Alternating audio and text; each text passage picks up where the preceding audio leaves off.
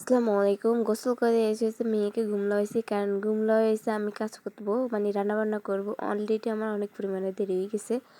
তো ইয়ান দিয়ে আবার জানালা দিয়ে একটু ঢং ঢুং করতেছিলাম। এটা হচ্ছে আমার স্বভাব। ইয়ান দিয়ে আসলে লইছিলাম, ওই রুমে ঢুকছিলাম। কারণ এই যে শুটকি লইতেছিলাম, যে কি ওই আমাদের এদিকে আসলে বাইতের শাক বলি, আপনারা কি বলেন আমার জানা নাই। তো ওই শাকটা দিয়ে হচ্ছে আমি এই শুটকিটা দেখাবো। শাকটা আপনাদেরকে দেখাবো, একটু পরে দেখাবো। এখান দিয়ে ভালো লাগে হয়েছে আমাদের জানালার দিয়ে নারকেল গাছটা যখন আরও অনেক ছোটো ছিল, অনেক পরিমাণে নারকেল ছিল। এখনও আছে, কিন্তু আগেরটা আরও পাশের থেকে দেখা গেছিলো। এখন গাছটা তো আস্তে আস্তে বড় হচ্ছে, যেমনটা আমি হচ্ছি।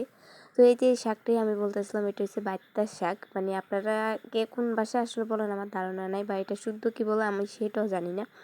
মানে আমার ধারণা নেই এই শাকটা কী বলে। তো এখান দিয়ে আবার হচ্ছে শাকটাও দিতে পারছি। আবার পাতিল পানি, যে পানি নিতেছিলাম আর কলসি করে।